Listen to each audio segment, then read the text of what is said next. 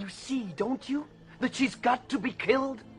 The words came floating down to me from an upstairs window and drifted away into the darkness towards the Dead Sea.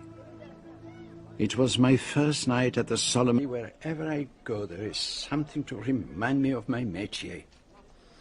But it is time to shut the window. The night air can be particularly injurious. She's got to be killed. Someone working out a murder story, perhaps. But one thing is certain. I should know that voice again. We present John Moffat as Hercule Poirot in Agatha Christie's Appointment with Death.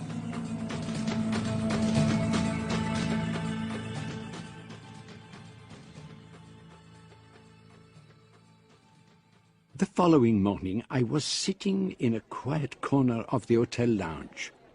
I had no desire to draw attention to myself. I was observing the celebrated psychologist, Dr. Theodore Jawad, and a young lady with black hair that rippled back from her head, and a beautifully shaped red mouth. We met briefly on the train from Cairo. You were very kind and helped me with my luggage. But I had no idea you were the Dr. Jawad. I read all your books, of course. Of course? You see, I'm by way of being a doctor myself.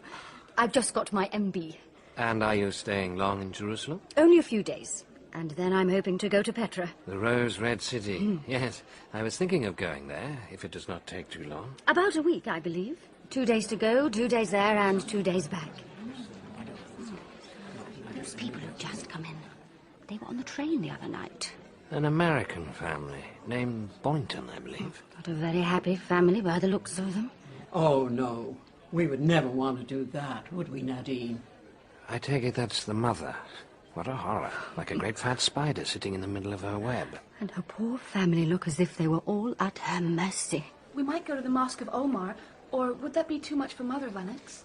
The girl is uneasy, almost afraid. You've dropped your knitting, Mother. Let me get it. The one they call Lennox. He's got the look of a wounded dog.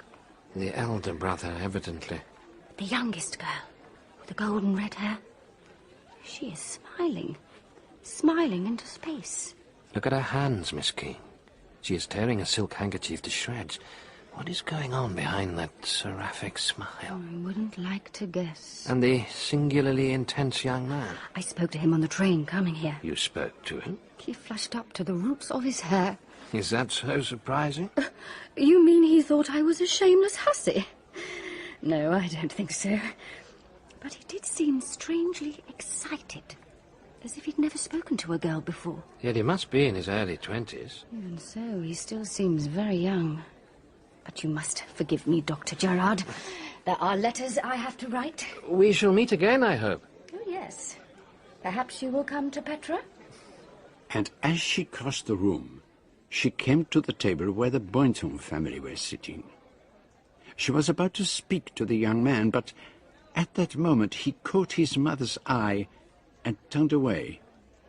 It was as if the old lady had pulled an invisible string. Ginevra, you're tired. You better go to bed. I'm not tired, Mother. Yes, you are. I don't think you'll be able to do any sightseeing tomorrow. Oh, but I shall. I'm quite all right. No, you're not.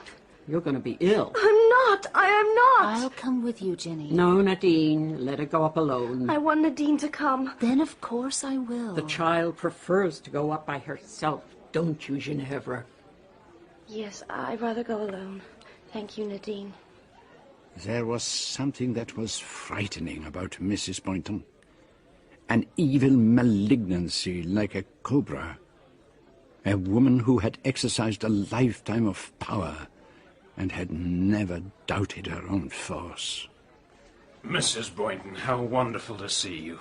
Not too tired by the journey, I hope. A little, Mr. Cope.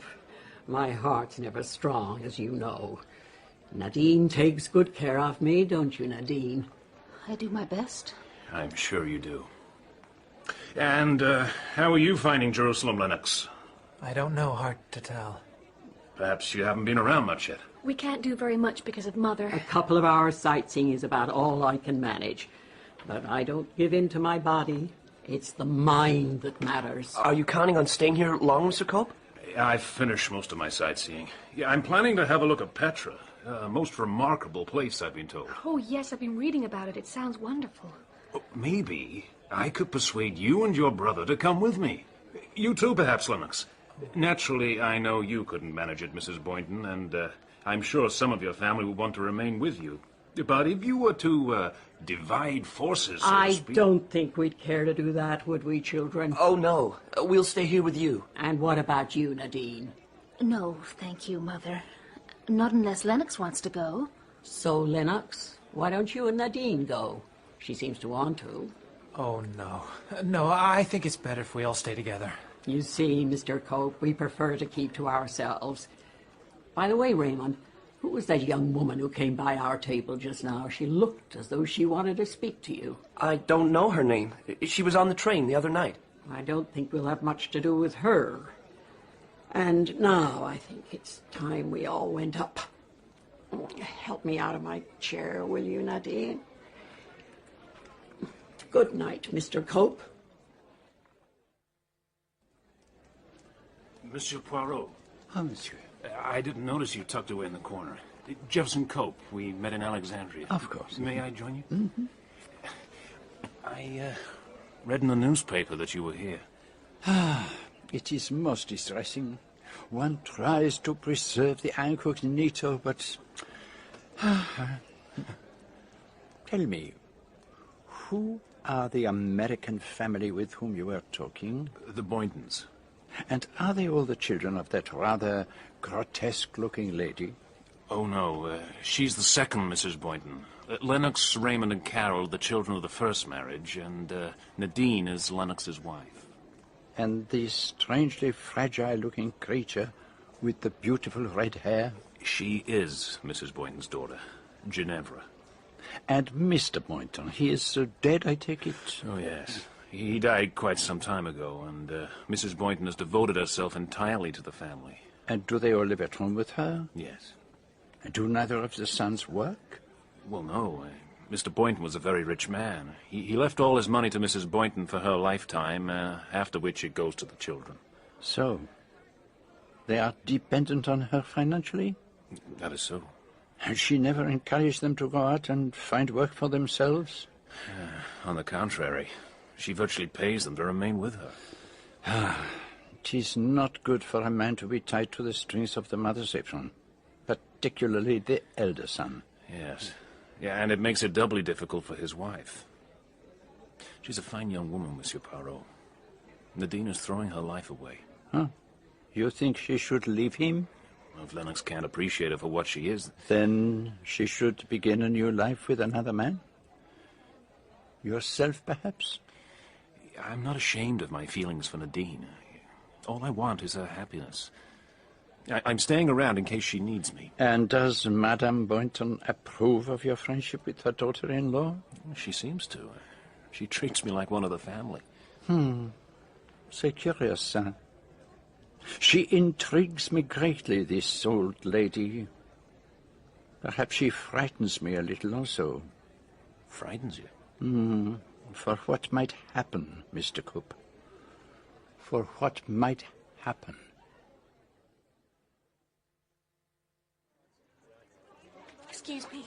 Excuse me, I must talk to you. What is it? I've only got a minute. I'm Carol Boynton. It's about my brother. You must have thought him very rude, turning away from you like that last night, but he couldn't help it. Why couldn't he help it? He was afraid. Afraid of what? You see, my mother's not very well. She doesn't like us having anything to do with people outside. But I know that Ray would like to be friends with you. I mustn't stay. They may miss me. Why on earth shouldn't you stay? I can't. My mother... Look, I know it's awfully difficult sometimes for parents to realize that their children have grown up. But you mustn't give in. You're a free person. You don't understand. None of us have ever been free. We never will be. But that's nonsense. I must try to make you understand. Before she married, my mother, I call her that, but she's really my stepmother, she was a prison wardress. My father was the governor and he married her. Well, she's gone on being a wardress. our wardress, and our family is her prison. Carol, are you coming? I must go. Why don't we meet again and talk? I can't do that. Yes, you can. Come to my room before you go to bed. Room 319. Have you got that? I'll try.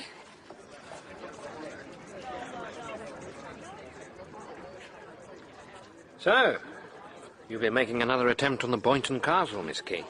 Any better success this time? It isn't a castle, it's a prison. Mrs. Boynton used to be a prison wardress, apparently. How very appropriate. I can't understand why they don't break out. They can't. The old woman has worked on them since they were children. Look at the elder boy, Lennox. He's been in prison so long that even if the doors were thrown open, he would not even notice. Someone ought to get rid of that old woman. Arsenic in her early morning tea would be my prescription. I just hope that poor, wretched Carol has got the guts to come and talk to me.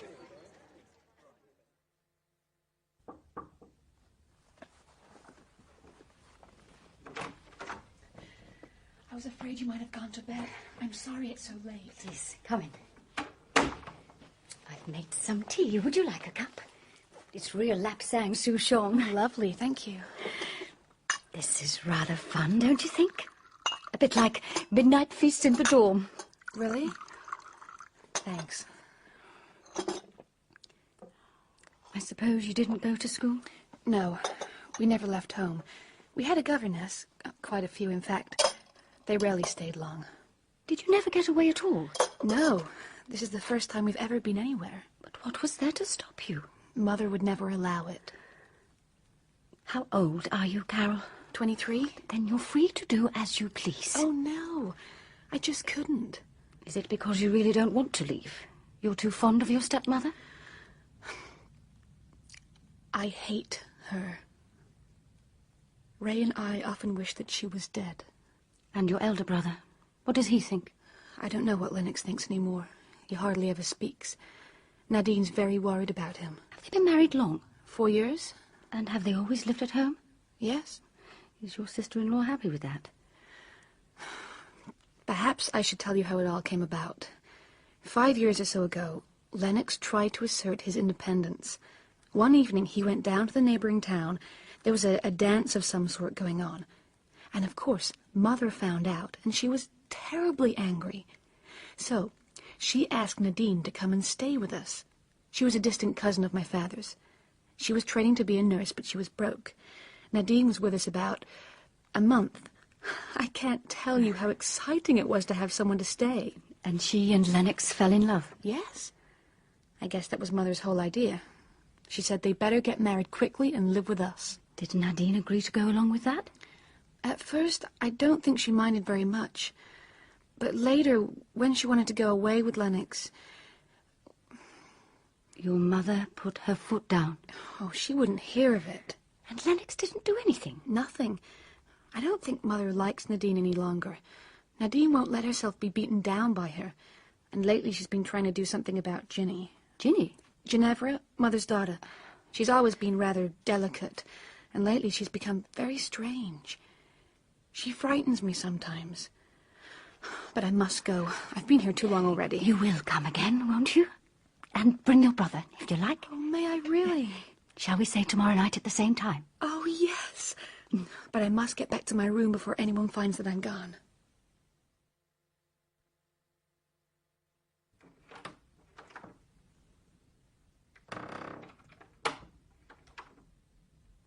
Carol? I've been sitting here waiting for you. Where have you been? To see Miss King? The girl who spoke to Raymond on the train? Yes, Mother. Have you made any plans to see her again? Yes. You are not to go, you understand? Yes, Mother. You promise? Yes. You are to have nothing more to do with her. Repeat it. I will have nothing more to do with her. Good. Now go to bed. Mrs. Boynton and her unhappy family had begun to hold a strange fascination for me. Now, both Raymond and Carol walked past Miss King, pretending that she did not exist. But, like the good Mr. Cope, it was for Nadine Boynton that I was most concerned. She was like a wild animal, pacing her cage, waiting for the opportunity to escape. Look at the sunshine out there, Lennox. We might be enjoying it instead of staring at it through a window. You want to go out? I want to go out there with you. Just the two of us together. Oh, Nadine, must we go into all this again? Yes, we must.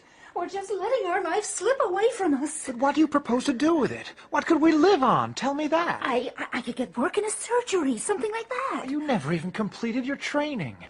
We don't want to live like paupers. Mother gives us everything except our freedom. I want a life of my own with you. I don't want to go on stifling in the shadow of a vicious old woman whose only pleasure is making other people miserable. She can't live forever, Nadine. And when she dies... When she dies, it may be too late. Too late? Too late for happiness. Lennox, I love you. Just think, we could have children. But Mother wants us to have children. I will not bring children into the shadow of your mother's world. The shadow you've all been brought up in. Oh, we've been through all this thousands of times. And this is the last time, Lennox. If you won't come with me, I shall go by myself. But Mother would never hear of it. She couldn't stop me. Nadine, for God's sake, don't leave me. Then come with me. You can, if only you will. I can't.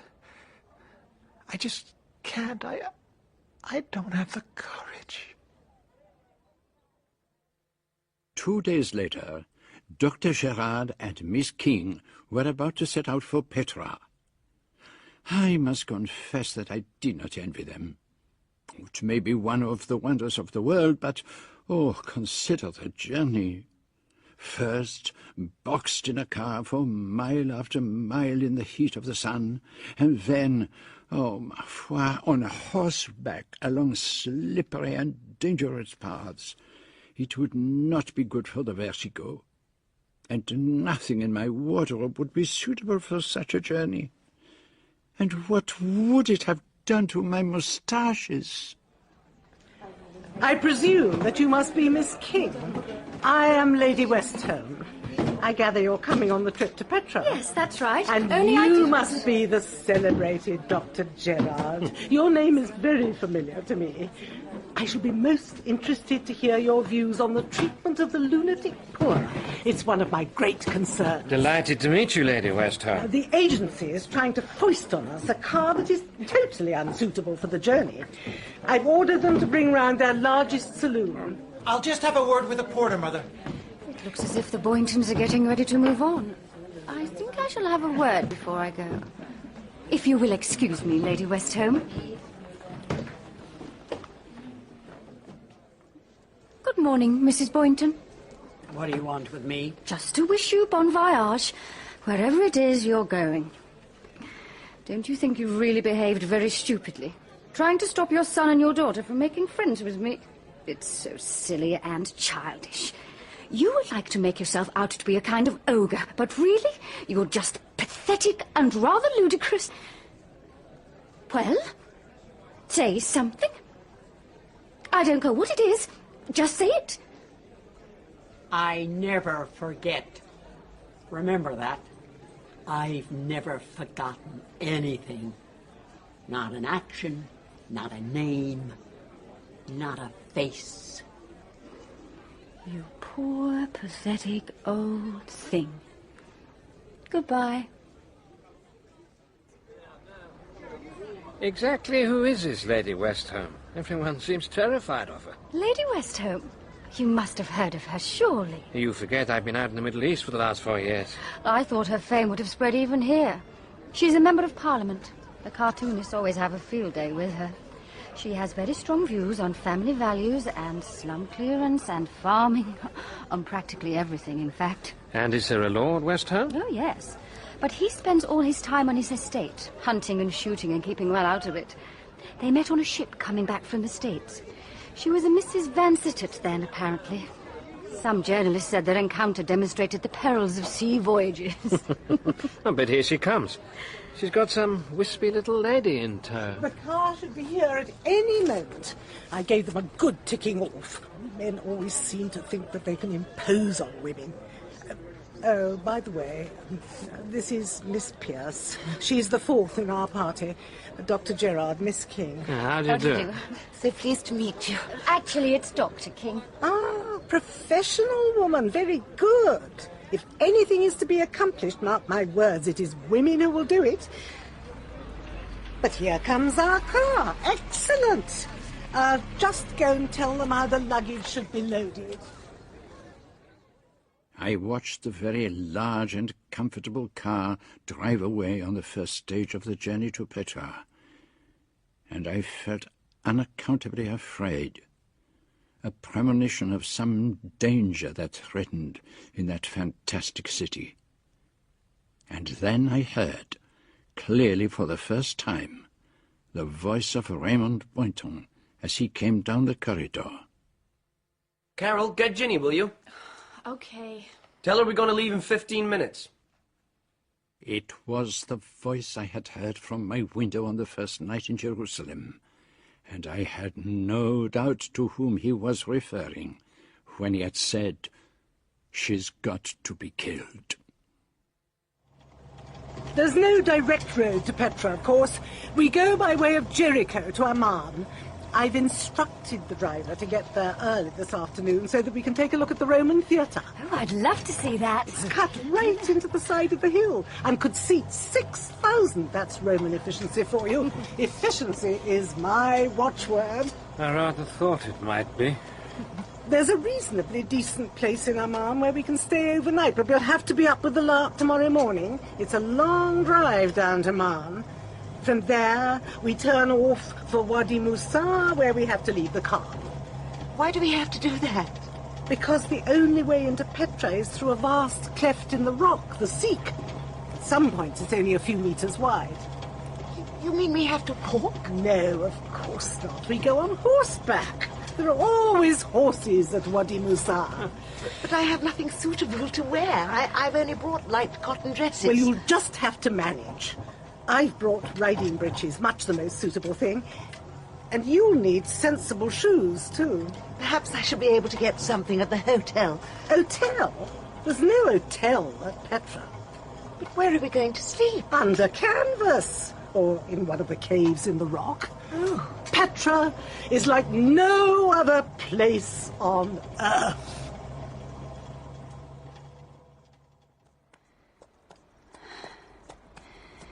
It's like descending into the pit of hell, through a labyrinth of red cliffs.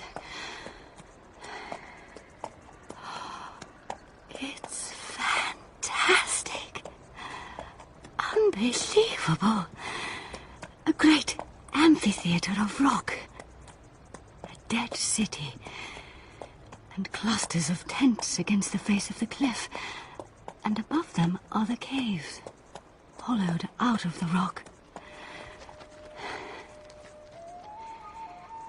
And in the central cave, there's some kind of idol.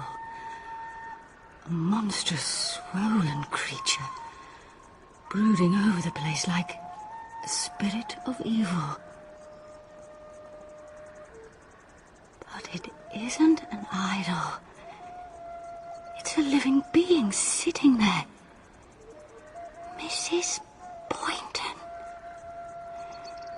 Looking as if she had always been part of the place, the arch-priestess of some cult of human sacrifice. Apparently they all arrived here yesterday. They were staying at the Solomon, weren't they? Yes, they're the Boynton family, I believe. I thought I recognized the old woman. Didn't I see you talking to her, Miss King? Yes, I did have a word with her. But she can hardly get about. How did she come down through the sea? It seems she was carried in a chair by the bearers. Oh, that would have made them sweat a bit. She must be a fair weight. Yes, they had a hard time of it, according to the dragoman. And she complained like hell the entire time. They're not at all interesting. Very provincial. What on earth possessed them to come to Petra? Miss King? Miss King, it really is you. I didn't know you were coming to Petra. If you'd managed to pluck up the courage to speak to me, I'd have told you, Mr. Boynton. Raymond. My name is Raymond. And how do you come to be in Petra? I understood your mother was too ill to even consider the journey. She suddenly made up her mind to come here, almost immediately after you left. And she refused to let anything stand in her way. She wouldn't even break the journey at Amman, but insisted on driving through the night. Could have possessed her, I wonder. There's no point in even trying to understand her. It's so wonderful being able to talk to you like this. It's as though we were protected by the darkness. I've thought about you so much since we spoke to one another on the train. You see, I think I'm in love with you. But you hardly know me. I love you. Oh, I know I've behaved very badly, refusing to speak to you or even to look at you. When she tells me to do things, it's as though I no longer have a will of my own. You must think I'm pretty despicable. No, I don't think that. I ought to be able to stand up for myself. I know that. I'm sure you will now. All that is needed is a little courage. Courage? Yes, you're right. I hope I shall be able to find it. Ugh, that was perfectly disgusting. Simply swimming, in fact. Really, these people have not the least conception of a proper diet. So, does anyone have any plans for this afternoon? I think I shall have a long rest. That climb this morning was really too much for me. I've never had a head for heights, I'm afraid. I shall follow your example. Half an hour with a book, and then I shall lie down and take an hour's rest, at least. After that, perhaps a short stroll. And what about you, Miss King? I'm waiting to see what the Boyntons are going to do. After practically killing themselves to get here, they've done next to nothing all morning. I'm going back to the cave. You can all go for a walk this afternoon without me. But, Mother, I shan't want any of you. I like sitting alone with my book. Ginny had better not go, though. She can lie down and have a sleep. But I'm not at all tired. I want to go with the others. Silly child, you've got a headache. You must take care of yourself. Go to your tent at once. Mother, are you really sure you Don't fuss me, Lennox. I want to be on my own for a change. Can't you understand that? Why is she letting them all go free this afternoon? For once, the good mamma is allowing the children to enjoy themselves without her. A new devilment on her part, perhaps. That's just what I was thinking. What suspicious minds we have.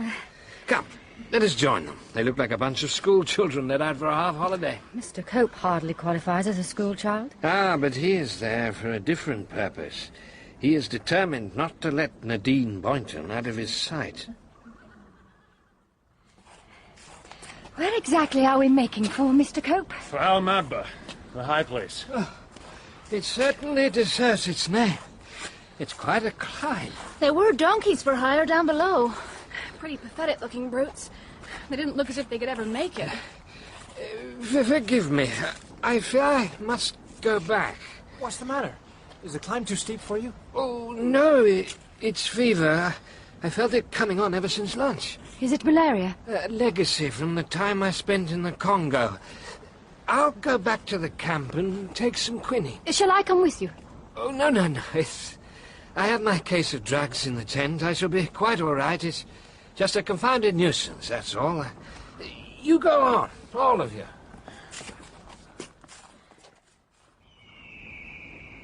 Al-Madba. It means the altar.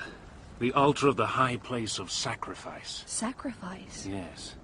The Nabateans used to make offerings here to their gods. You can see the runnels where the blood flowed down. We are talking about animal sacrifice, I take it? Oh, yes. I don't think the Nabateans offered up humans. They were quite sophisticated. But old customs sometimes die hard. And people all over the world have practiced human sacrifice. I think it's horrible. One can have too much regard for life. Death isn't really as important as we make out. Strange words coming from a doctor. Sometimes it may be expedient for one person to die to save others. It may even mean a fuller life. Miss King, may I talk to you for a moment? You don't really have to ask. And it's Sarah, not Miss King. Where's everyone got to? Oh, Nadine and Cope seem to be having a very serious talk with one another. Lennox is just sitting by himself, gazing into space, and I've no idea where Carol's got to. I just wanted a word with you before I go. Go? Go where? In a few minutes, I'm going back down to the camp. There's something I have to do. Once that's done, once I've proved to myself that I'm not a coward, then I shan't be ashamed to come and ask you to help me. I shall need help, you know. I shall probably need to borrow money from you. No difficulty there. I'll be glad to help. But first, I've got to do this alone. Do what? To prove my courage, Sarah. It's now or never. What are you doing, Lennox? Sitting here all by yourself? Just looking at the view over the city. It's strange. This place is supposed to be one of the most fantastic places on Earth, thousands of years old, an ancient city even before the Romans came here. And you know, Nadine, I can feel nothing. Nothing at all. It's as if I'd suddenly been let out of prison for a few hours and I don't know what to do with myself. What's the matter? Why are you looking at me like that? Lennox, there's something I have to tell you.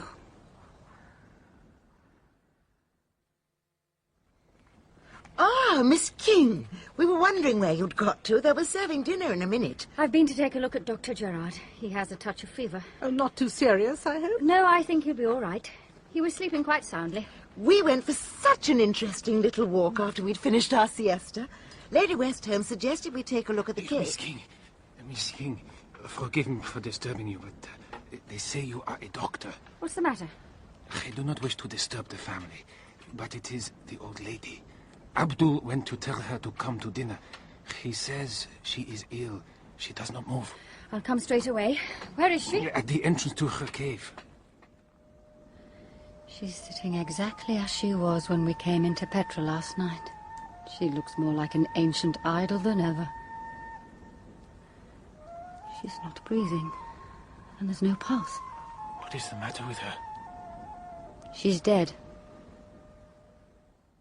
I was in Amman when I heard the news.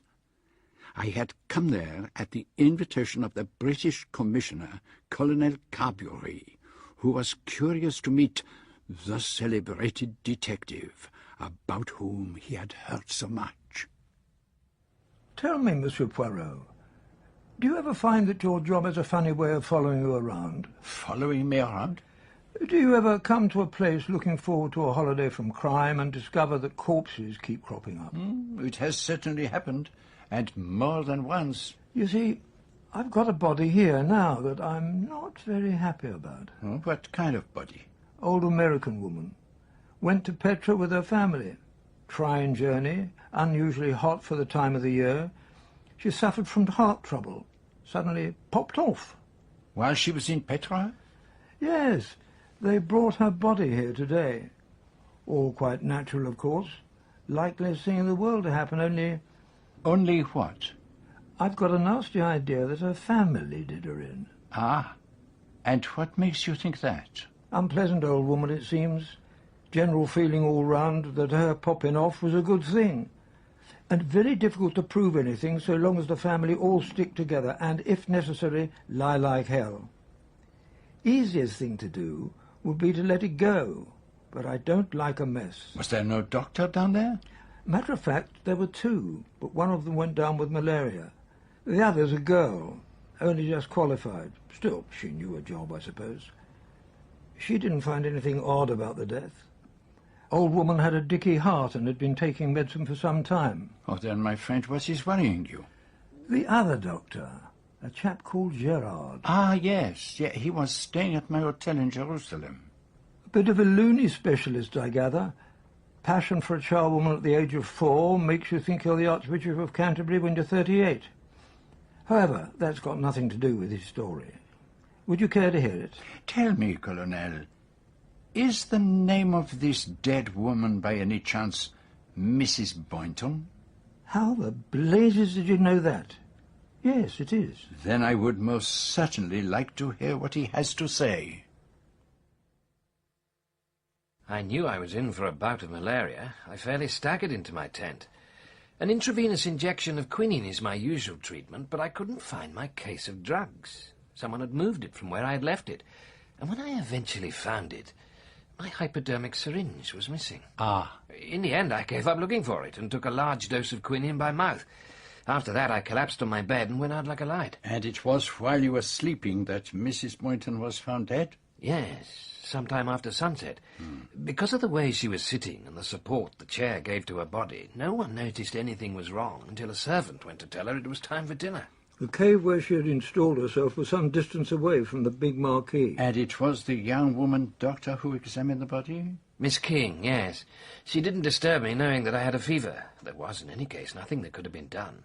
Mrs. Boynton had been dead for some time. For how long exactly? I do not think Miss King gave much attention to that point. She presumably did not think it was of any importance. Why should she, after all? But we can surely establish when Mrs. Boynton was last known definitely to be alive. I've got it all down here. Mrs. Boynton was spoken to by Lady Westholme and Miss Pearce shortly after 4 p.m. Lennox Boynton spoke to his mother at about 4:30. Mrs. Lennox Boynton had a long conversation with her about 5 minutes later. Carol Boynton had a word with her mother but cannot remember exactly when. It would seem to have been around 10 minutes past 5. Jefferson Cope? Ah, yes, I know Mr. Cope. He is a close friend of the family, I think. He noticed Mrs. Boynton outside her cave at around 20 to 6 when he was returning to the camp. And did he go up to speak to her? No. The last person to have seen her alive was her son, Raymond Boynton. Raymond Boynton. That is most interesting. And when was this? He says he spoke to her at about 10 minutes to 6. But this is where we get into deep waters. As I mentioned just now, Sarah King saw no reason to determine the exact time of death. But when I happened to mention that Mrs. Boynton was last seen alive by her son Raymond at a little before 6, Miss King said that was impossible. At that time, Mrs. Boynton must already have been dead. And what does Raymond Boynton say to that? He insists that his mother was alive. He went up to her and said, I'm back from my walk. I hope you've had a nice afternoon. And she just grunted, quite all right. How very curious. And when did you see the body, Dr. Gerard?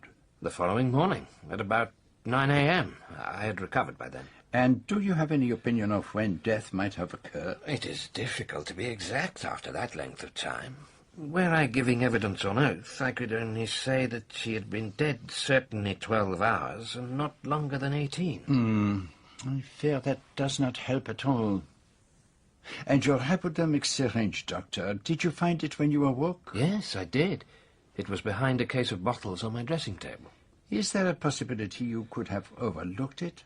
You were suffering from fever, after all. I was shaking from head to foot, but I can only say I am positive that the syringe was not there. You see, Poirot, it's a matter of some importance.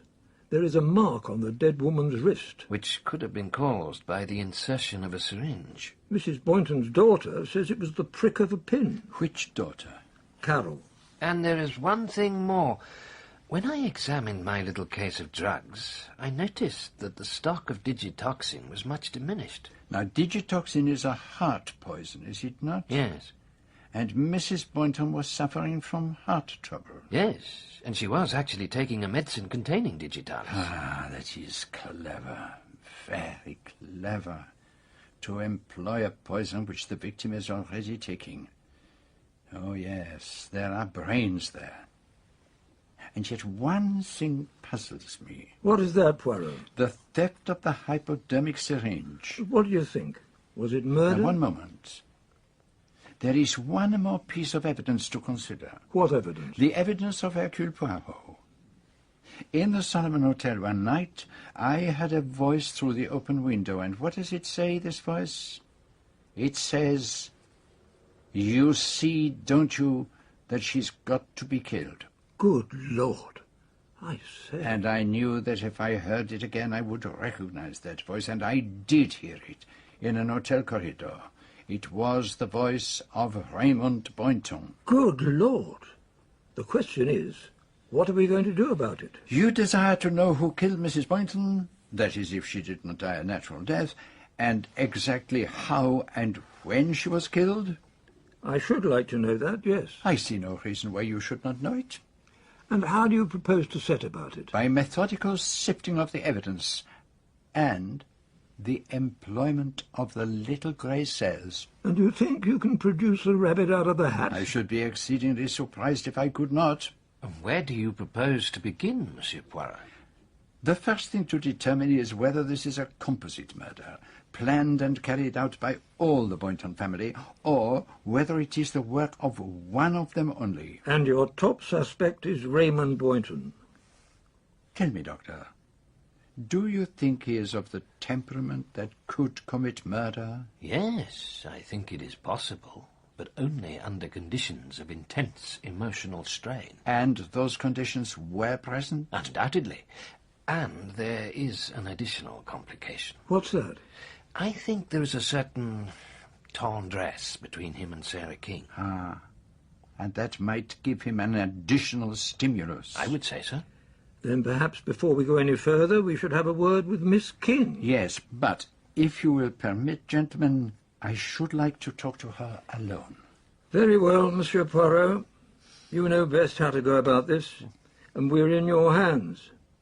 I should point out, however, that I can't detain these people indefinitely. All I ask is that you keep them in remand for 24 hours. You shall have the truth by tomorrow night. You sound very sure of yourself.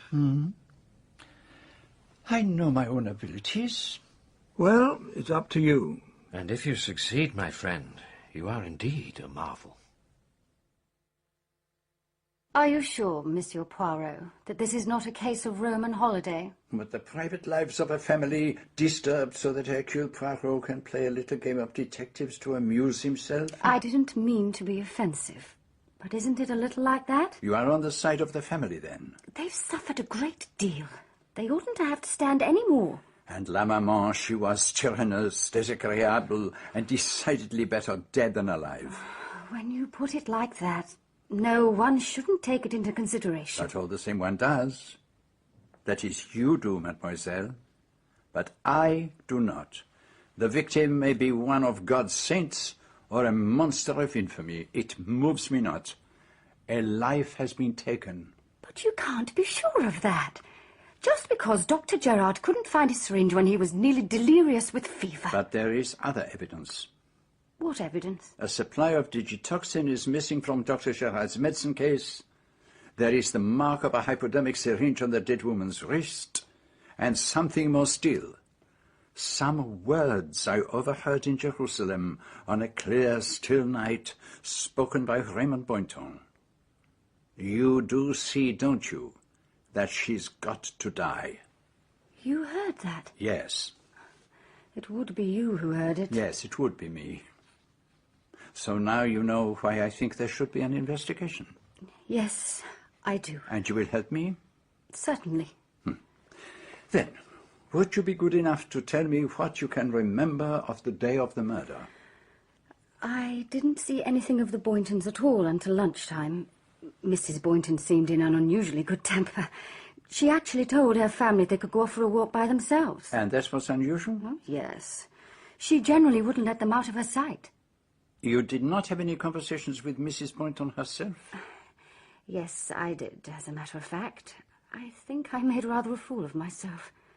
How is that? It was the morning we left for Petra. I went up to her in the hotel lobby. I told her I thought she was pathetic and ludicrous and that she could have a lot more fun if she was friendly and kind. Oh, la la. And what did she say to that? It was rather frightening. She didn't even look at me, but just stared into space. I never forget. Remember that. I've never forgotten anything. Not an action, not a name, not a face. That is most interesting. Tell me, mademoiselle, were there any witnesses to this extraordinary conversation? Dr. Gerard was nearby, and Lady Westholme, and I think Mr. Cope. But I don't know if any of them heard. Thank you, mademoiselle. I will now begin my investigation. If I might make a suggestion? Certainly. Why not postpone all this till after the autopsy? Aren't you rather putting the cart before the horse? This is the method of Hercule Poirot. And besides, I wish to hear the views of Lady Westholme. Oh, but of course, Monsieur Poirot, I shall be delighted to help you. It is, after all, a public duty. I have a perfect recollection of that afternoon, and I'm sure that Miss Pearce will confirm what I say. It was all so unexpected. Death, just like that, in the twinkling of an eye. After lunch, I decided to take a brief siesta. Not that I was really tired, I seldom am. I do not really know what fatigue is. I was terribly tired after the climb up to the monastery. I'm afraid I'm not nearly as strong as Lady Westholme. So, after lunch, you two ladies went to your tents. Now, I understand that Mrs. Boynton was then sitting at the mouth of her cave, about 200 yards from you. Something like that, yes. Now, I have here a map, drawn up with the help of the dragoman. Oh, the fellow's a perfect fool. I've had occasion to correct him several times. The cave next to Mrs. Boynton's was occupied by Lennox Boynton and his wife. Raymond and Carol and Ginevra Boynton had tents a little below it, and Dr. Gerard and Miss King had tents next to them. Then there is a little stream, and the big marquee with your tent and that of Miss Pearce on either side of it. Yes, that is broadly correct. Do you think you could open the window, Monsieur Poirot? It is positively stifling in here. Of course, Lady Westholme. Thank you. I cannot abide a room where all the windows are shut. And now, if you would be so kind as to continue. At about 4:15, I walked along to Miss Pearce's tent to see if she felt like a stroll. We agreed to start in about half an hour, when the sun would be less hot. I went back to my tent and read for about 20 minutes, and then we set out. And Lady Westholme most thoughtfully called up to Mrs. Boynton to see if there was anything she wanted before we left. And do you know, Mr. Poirot, the only answer she gave was a grunt. She looked at us as if we were dirt. Had her manner been especially peculiar on that particular day? She had been very abusive to one of the servants. Oh, which servant was this? One of the Bedouin servants at the camp. He went up to her.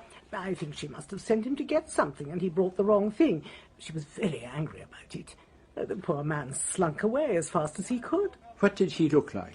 I couldn't really say. He was too far away, and all the Arabs look alike to me. I could see him quite well. He was of more than average height and wore the usual headdress. He had on a pair of very torn and patched breeches, and his puttees were wound all anyhow. You could point him out, perhaps? Probably not. His face was turned away from us. Ah, well, we can easily make inquiries as to what so irritated Mrs. Boynton. It may have been because he went into her youngest daughter's tent, looking for whatever it was she'd told him to get. And when did all this happen? While we were resting in our tents. Good. Well, that is all most interesting. Now, I would like you both to describe to me what took place when you returned to the camp after your walk. Did you notice any of the Boyntons? Yes. We saw Mr. Lennox Boynton and his wife. He looked as though he had a touch of the sun. He was walking as though he were slightly dizzy. He went straight up to his mother, but he didn't stay with her for very long. And his wife? She brought a chair out of her cave and sat talking to her mother-in-law for about 10 minutes, and then she joined her husband in the marquee. And the younger members of the family? Oh, we didn't see them at all until they came into the marquee shortly before dinner. And then the servant came and told us that Mrs. Boynton had been taken ill. Miss King was most insensitive in the way she just blurted out the news to the family. It could have been done with more tact, I thought. And how did they take it? It is difficult to say. They were all strangely quiet about it. Mr. Lennox Boynton looked simply stunned. No, I wouldn't say that. After all, we knew that my mother's heart was not strong. I understand that when you returned from your walk that afternoon, you went up and spoke to her. Yes. Yes, I did. She did not complain of feeling ill? No, she seemed perfectly all right. May I ask what passed between you? I asked my mother if she wanted anything, tea or coffee. She said no. Then I went to the marquee. I sat there reading some old numbers of the Saturday Evening Post. I think I must have dozed off. And your wife joined you there? Yes, she came in not long after. And did you see your mother alive again? No. Now, when you were talking to her, she did not seem in any way upset or agitated? No, she was exactly as usual. She did not refer to any trouble or annoyance with one of the servants? No, nothing at all. And is that all you can tell me? I'm afraid so, yes. Thank you, Mr. Boynton. There's nothing else? Nothing. Well, perhaps you would be so good as to ask your wife to come here. I had no love for my mother-in-law, Monsieur Poirot, and it will be idle to pretend that I regret her death. Thank you, madame, for speaking so frankly. But although I cannot pretend sorrow, I can admit to remorse. To all intents and purposes, I killed her. Perhaps you would care to elucidate, madame. I will be frank with you, Monsieur Poirot. My married life has not been particularly happy. My husband is not entirely to blame for that. His mother's influence over him has been largely responsible. But I have been feeling for some time that my life was becoming intolerable. Perhaps it would be best if we were to close the window. Please go on, madame. On the afternoon of my mother-in-law's death, I came to a decision. A very good friend has suggested more than once that I should throw in my lot with him. I accepted his proposal. You decided to leave your husband? Yes. There was no point in putting it off. When I returned to the camp, my mother-in-law was sitting in her usual place. I decided to break the news to her there and then. She was surprised? And very angry. She worked herself up into a terrible state about it. I refused to discuss the matter any further and walked away. I never saw her alive again. And you think her death was caused by the shock? Almost certainly. And did you tell your husband of your decision? Yes. Yes, I told him then. He didn't say very much. We had both known for some time that something like this might happen. You will pardon me, but the other man was, of course, Jefferson Cope. Yes. Do you own a hypodermic syringe, madame? Yes. That is, no. I have an old hypodermic, amongst other things, in a travelling medicine chest, but it is in our big luggage which we left in Jerusalem. I see. Why did you ask me that, Monsieur Poirot? Mrs. Boynton was, I understand, taking a medicine containing digitalis. Yes. That was for her heart trouble. Yes. Digitalis is to some extent a cumulative drug? I believe it is. I don't know much about it. If Mrs. Boynton had taken an overdose of digitalis... She did not. She was always most careful. So was I, if I was measuring the dose for her. Ah, well, the analysis of the bottle will soon tell us. Unfortunately, the bottle was broken. Indeed. Who broke it? I'm not sure. One of the servants, I think. A table got knocked over when they were carrying my stepmother's body into the cave. Oh, that is very interesting. If you are suggesting that she died of an overdose, I think it is most improbable. Even when I tell you that Dr. Jawad has missed an appreciable quantity of digitoxin from his medicine chest. Monsieur Poirot, I did not kill my mother-in-law. Why must you mix yourself up in all this? There has been much suffering. Now at last there is the possibility of happiness. Must you destroy it? Let us be very clear, madame, what you are asking me to do. I have heard that once in that affair of the Orient Express, when you knew that everyone present had had a hand in a murder that was fully justified, you accepted an official verdict of what had happened. I wonder who told you that. Is it true? That case was different. No, it was not. The man who was killed was evil, as my mother-in-law was. The moral character of the victim has nothing to do with it. A human being who has exercised the right of private judgment and taken the life of another human being is not safe to exist in the community. I will not condone murder. That is my final word. Then go on. Bring ruin and misery into the lives of innocent people. I have nothing more to say. I think, madame, you have a lot more to say. No, Monsieur Poirot. I know nothing. Nothing. So, Poirot, any progress? Have we got a case yet? Not yet. At least I know that Monsieur and Madame are lying, and lies often tell me more than the truth. I've been thinking. Those words of young Boynton's that you overheard, she's got to be killed. They must have been spoken to someone. A good point. Undoubtedly, Raymond Boynton was talking to one of the family. But which of them? I don't understand you. What do you mean? What did I feel? When you heard that your stepmother was dead, what did you feel? It was a great shock. Was it such a great shock, Mademoiselle Caron? Remembering a certain conversation you and your brother Raymond had one night in Jerusalem? How do you know about that? You were overheard. Oh. You were planning together to bring about your stepmother's death. Oh, we were mad that evening. Quite mad. It hadn't been so bad in America, but traveling abroad brought it all home to us. Brought what home to you? Our being so different from everyone else. And then there was Ginny. Ginny? Our sister, Ginevra. She was behaving so strangely, and Mother was making her worse. We were frightened that she was going mad. We had to find some way to save her, and it seemed only right. To murder your stepmother? But we didn't do it. Ray and I had nothing to do with it. Will you swear to that, mademoiselle, as you hope for salvation after death? As I hope for salvation after death, I never harmed her. Very well, mademoiselle. And now will you ask your brother Raymond to come here? Oh, for God's sake, I was just letting off steam. That's all it was. Mm-hmm. It is possible, I suppose. Just consider the facts. I was speaking to my mother a little before 6 o'clock, and she was certainly alive and well then. Do you know that Miss King is of the opinion that when she examined the body at 6:30, Mrs. Boynton had been dead for at least an hour? Colonel Carberry did mention that, but obviously there was some mistake, some factor she failed to take into account. You think so? Then let me tell you this. Someone took a poisonous drug from Dr. Gerard's medicine case. Poison?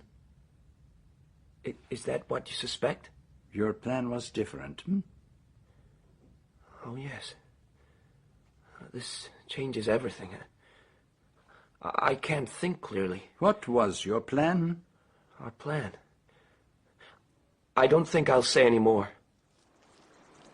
Why did you start all this? If it hadn't been for you... You think I should have kept silent? You had a high fever. The syringe was probably there all the time, and you may have made a mistake about the digitoxin. You need not worry. I am sure your friends the Boyntons will get away with it. Get away with it? They've got away with nothing. She's still there. Even from her grave, she's still destroying their lives. Here comes Monsieur Poirot. In search of one of us, I imagine. Is he as much of a fool as he looks? He is not a fool at all. I was afraid of that. Oh, what a country. Oh, my poor shoes. You'd better borrow Lady Westholme's shoe-cleaning apparatus and her checked duster. She travels with a kind of patent housemaid's equipment. It will not remove the scratches, mademoiselle. But why on earth wear shoes like that in a place like this? I like to appear soigné. But I have come to consult you both about the psychology of the late Mrs. Boynton. Now, why, having brought her family up in such complete servitude, did she arrange this trip abroad where her authority over them might be called into question? Ah, but that's just it. She was bored. Her recreation was the domination and tormenting of human creatures, like an animal trainer. But she had tamed all her tigers. Abroad, they might have a chance to rebel. There would be opportunities for inflicting fresh pain. She wanted a new thrill. Or she might perhaps find a new tiger. She chose to live dangerously, and she paid the price. But, is not this her youngest daughter making her way towards us? Look how she moves, like Ophelia or some nymph straying from another world. Why are you looking at me like that? Monsieur Poirot, this is Ginevra Boynton. It is a piece of good fortune meeting you here, mademoiselle. Oh. I wanted to talk to you. Did you? Will you walk with me a little way? Of course, Monsieur Poirot. If you will excuse us. I dare say. You're a detective, are you not? The best detective in the world. And you have come here to protect me? Oh, are you then in danger, mademoiselle? Oh, yes. I told Dr. Jawad about it in Jerusalem, and he followed me to that terrible place among the red rocks. They wanted to kill me there. Oh, but they did not do so. I have Dr. Jawad to thank for that. He is kind and good. He is in love with me. Yes? Oh, yes. He says my name in his sleep. I saw him, lying there, turning and tossing and saying my name. I thought perhaps he had sent for you. I have a terrible lot of enemies. They are all around me. Sometimes they are disguised. Was your mother's death a great shock to you, mademoiselle? She wasn't my mother. My enemies paid her to pretend that she was, to see that I didn't escape. Where were you on the afternoon of her death? I was in my tent. It was hot in there, but I didn't dare come out. They might have got me. Oh. One of them looked into my tent. He was disguised, but I knew him. I pretended to be asleep. The Sheikh had sent him. Oh, no. The Sheikh wanted to kidnap me, of course. They're very pretty, these histoires you recount to yourself. They're true, all true. They are certainly very ingenious. But someone really did come for me in my tent. I saw him clearly. I did. You do know, Lennox, that I'm not going to leave you. Not now. Oh, I have been hoping against hope that was so. At the time, it seemed the only thing I could do. There was no other way to get you to understand how desperate I was. I hoped you would come after me and try to stop me. Poor Jefferson. I have treated him very badly. When you told me that afternoon, at the place of sacrifice, it was like being hit a very heavy blow on the head. I realized then that there was only one thing I could do if I wasn't going to lose you. When we got back to the camp... Don't tell me. No, listen. I went up to her and said that I had to choose between her and you, and that I chose you. You told her that? Yes. And is that what you're going to say to Monsieur Poirot? He frightens me, that grotesque little man. Be careful, Lennox. Be very careful. So you know who did it? In a short while I shall have the honor to present to you what you asked me for. The truth. Do you think we can get a conviction? That, my friend, I did not promise you. True enough. And maybe I'm not altogether unhappy about that. Shall I get them all up here? No. I think it would be better to use an empty room in the hotel. There is one on the floor where my room is. We will invite La Famille Boynton and the 3 outsiders who have a definite stake in the affair. Dr. Jawad, Sarah King, and Jefferson Cope, who may all be described as interested parties. And what about Lady Westholme and Miss Pearce? No, we shall not need them. But it would be better if they were to remain in their rooms in case we require their evidence. Should I put my uniform on, do you think? No, Colonel. It is best if the proceedings are kept as informal as possible. They are all quite sufficiently apprehensive already. You will all of you by now have made the acquaintance of Monsieur Hercule Poirot. It was my great good fortune that he happened to be staying in a man as my guest when Dr. Jawad came to me to express his doubts over the death of Mrs. Boynton in Petra. I gave him full authority to make what investigation he thought necessary. He is now going to give us his report. I promised Colonel Carbury that I would arrive at the truth of what had happened simply by questioning the people concerned. To investigate a crime, it is only necessary to let the guilty party or parties talk. Always they will tell you what you want to know, and in this case, although you have all lied to me, you have also unwittingly told me the truth. First, I examined the possibility of Mrs. Boynton having died a natural death, and I decided against it. The missing drug, the hypodermic syringe, and above all the attitude of the dead woman's family finally convinced me that the supposition could not be maintained. Not only was Mrs. Boynton killed in cold blood, but every member of her family was aware of the fact. Had the murder, I asked myself, been committed by all the Boyntons, acting on a concerted plan? There was overwhelming motive. They all stood to gain by her death, both in the financial sense and in the sense of being freed from an almost insupportable tyranny. Well, that is certainly true. But this theory really did not hold water. The stories of the family did not dovetail together, and no series of workable alibis had been arranged. But there was the possibility that one or two members of the family had acted in collusion, and that the others were accomplices after the fact. I next considered which particular member or members of the family were indicated. I suppose you're referring to the conversation you think you overheard in Jerusalem. No, I did not think I overheard it, Mr. Boynton. That was never in doubt. But let us consider the facts. On the day of the murder, you, Mr. Boynton, left the camp with the others after lunch. Mrs. Boynton was then alive and well. At the place of sacrifice, you had a tete-a-tete with Miss King and then left. You returned to the camp at 10 minutes to 6, exchanged a few words with your mother, and went down to the marquee.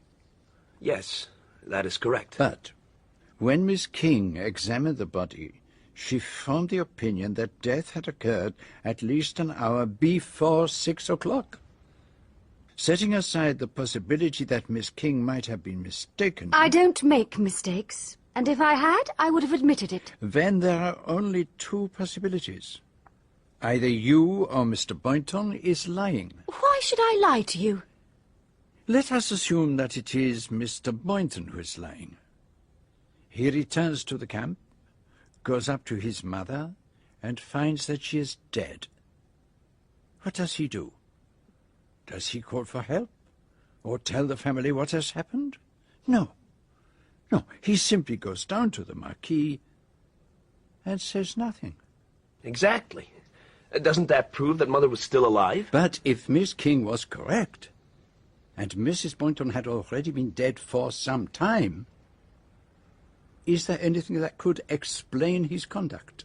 The words you heard in Jerusalem, to whom were they spoken? Precisely, Colonel. They were spoken to Raymond's sister Carol, and he suspected that she might have committed the murder. It's a lie. Let us consider the possibility of Carol Boynton being the murderess. She returns to the camp at 10 minutes to 5. According to her own story, she went up and spoke to her mother. No one saw her. The case against her is a perfectly possible one. Mr. Poirot, I did not kill her. Let us suppose that when you went up to your stepmother, she was already dead. You suspected that your brother might have killed her, and chose to say nothing. When I asked Miss Boynton to swear that Mrs. Boynton did not die as a result of any action of hers, she did so immediately. But why shouldn't I? You swore for yourself only, mademoiselle, and not for your brother. But let us suppose that Carol is speaking the truth, and that her mother was in fact alive. Are we then to believe that Raymond killed his mother when he went up to speak to her? Or it might have been managed. The servants were too occupied with preparing dinner to notice. But then it follows that Miss King must have been lying. I did not lie. But if Raymond found his mother alive, then there is only one other possibility. That it was you, Miss King, who administered the fatal injection. You believe, did you not, that Mrs. Boynton was fundamentally evil? Did you perhaps see yourself as her justified executioner? I might have said that sometimes it was expedient that one person should die to save others. But I swear to you that I never harmed that disgusting old woman. And yet one of you must be lying. You win, Monsieur Poirot. I'm the liar. Mother was dead when I went up to her. I'd been going to have it out with her, to tell her that from then on I was going to live my own life. And there she was, dead. I thought exactly what you said, that it might have been Carol. You see, there was that mark on her wrist. What was your plan? You had one, I know, and I think it was connected with a hypodermic syringe. If you want me to believe you, you must tell me the rest. I read about it in an old detective story. You stick an empty syringe into somebody and it does the trick. And where did you get the syringe? As a matter of fact, I pinched Nadine's.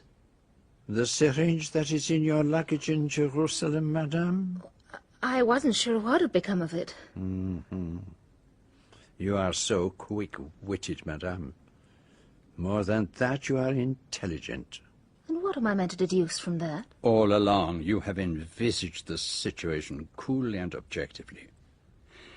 I think that some time ago, you saw that the only chance of happiness for you and your husband was for him to get away from home. But Lennox Boynton no longer had the will for freedom. He was content to sink into helpless apathy. You tried to rouse him by threatening to leave him, but that had no effect. As a last desperate throw, you told him that you were going to go away with Mr. Cope. And when that too failed, there remained only one other course of action open to you. And what was that, Monsieur Poirot? If Mrs. Boynton were to die... And you are suggesting that I brought that about? But it's just not possible.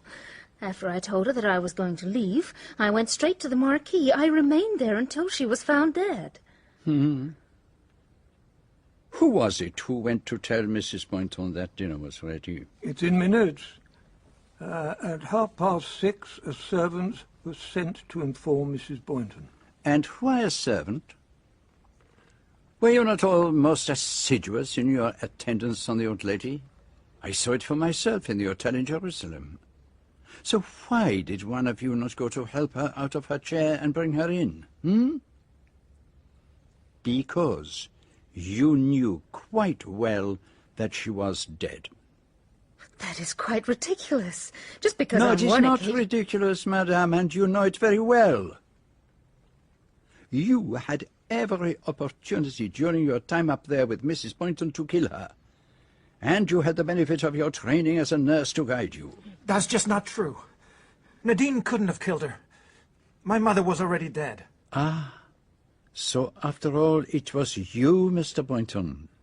Yes, that's right. It was me.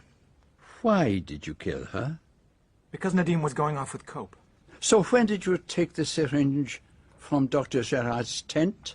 In the morning while he was out. But you did not learn that your wife was leaving you until the afternoon.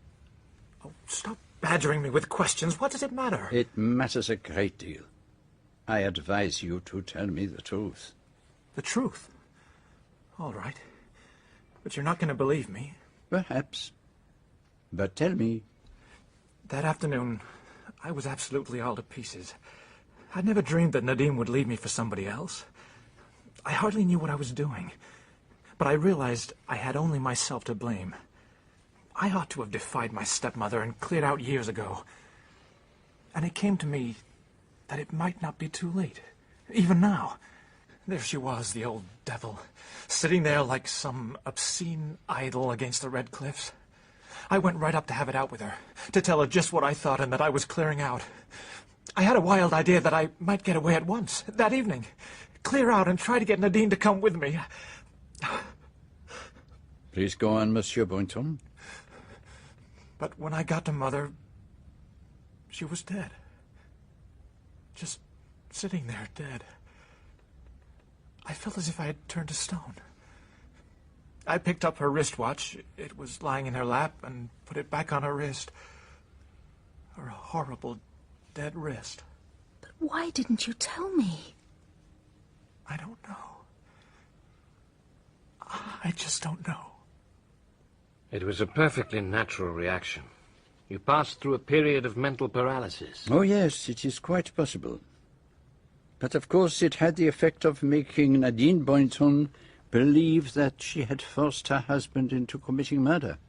Is that not so, madame? Yes, it is so. So where do we go from here, Monsieur Poirot? There is one other possibility. One person was in the camp all that afternoon and had every opportunity to kill Mrs. Boynton. And did not Mademoiselle Ginevra say that she had heard Dr. Gerard speak her name in his delirium? That could only have been when she went into his tent to replace the syringe that she had taken that morning. You think I did it? It isn't true. You want to lock me away in prison? Dr. Gerard, please help me. You must help me. Monsieur Poirot, what you're suggesting is nonsense. It just isn't possible. She might have committed the crime in some dramatic, flamboyant fashion, but not in cold blood. This was a carefully planned crime, a reasoned crime. I am entirely of your opinion, Doctor.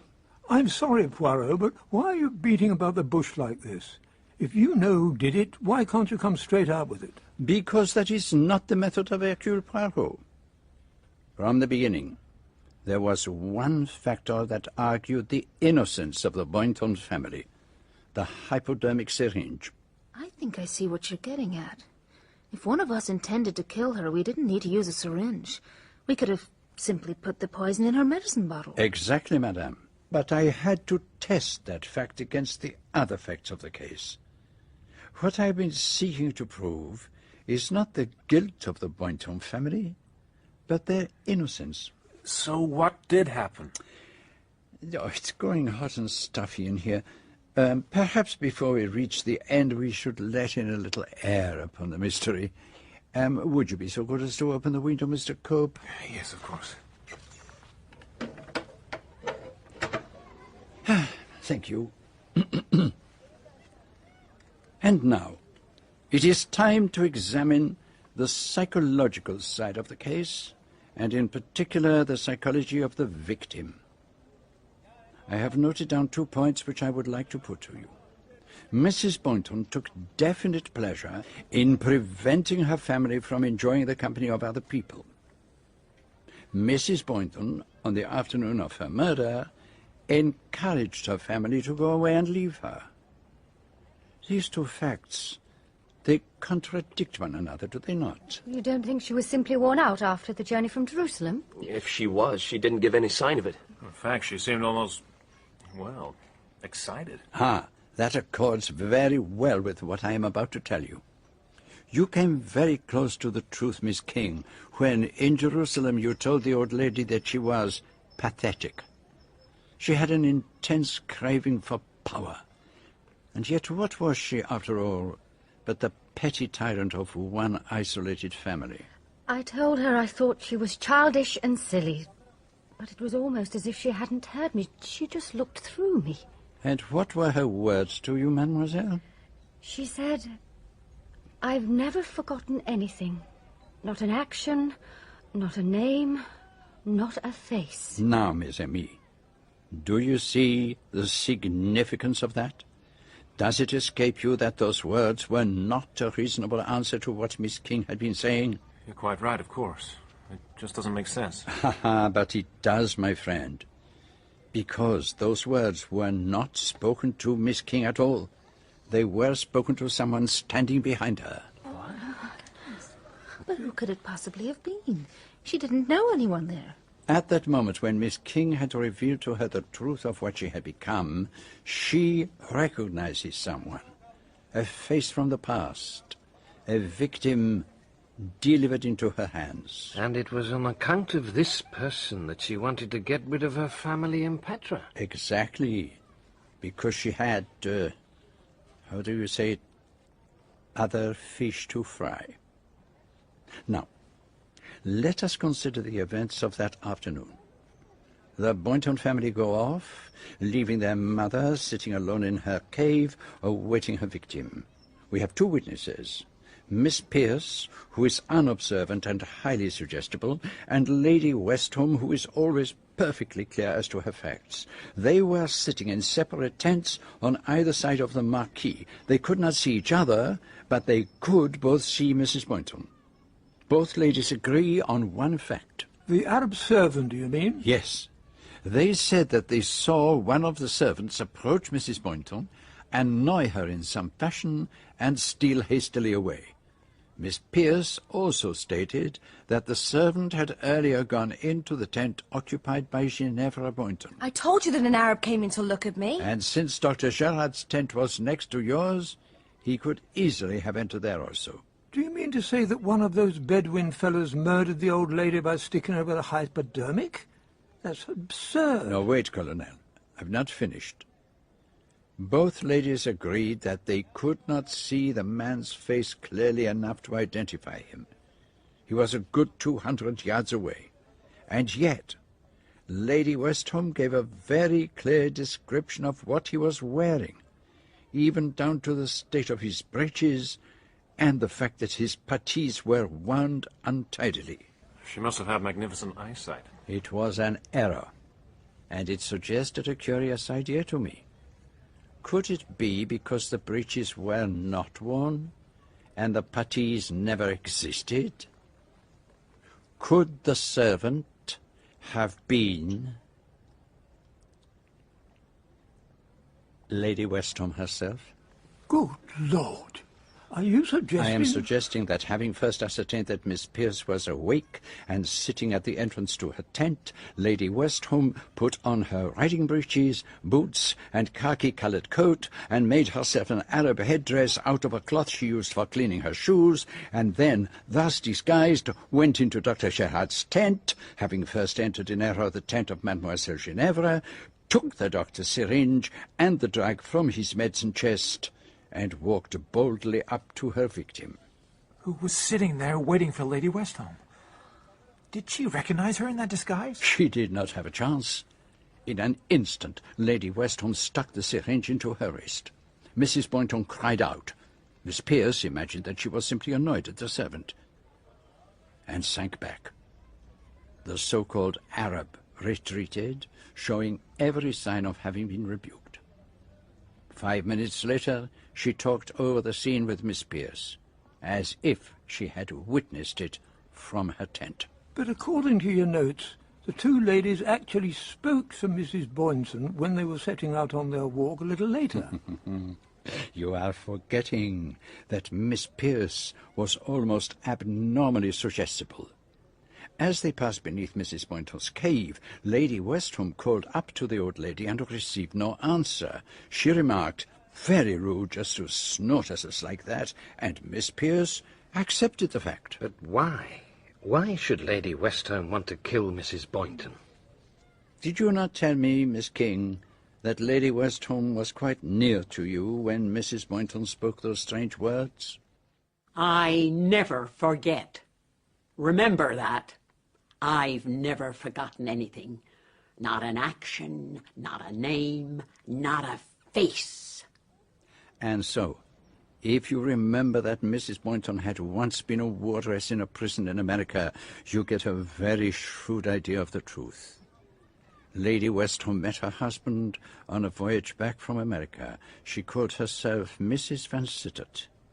But I believe that her real name was Mary Huntingdon, and she had served a sentence for fraud and embezzlement. You see the terrible dilemma she was in? Her political career, her ambitions, her social position, all at stake. And remember that Mrs. Boynton was no ordinary blackmailer. She wanted the pleasure of torturing her victims for a while, and then she would have enjoyed revealing the truth in the most spectacular and public way possible.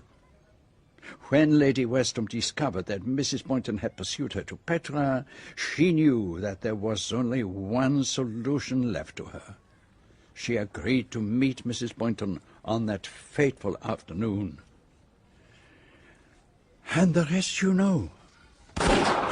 What was that? It sounded like a pistol shot from the next room. Who's in there, Poirot, do you know? I think that you will find that it is the room of Lady Westholme.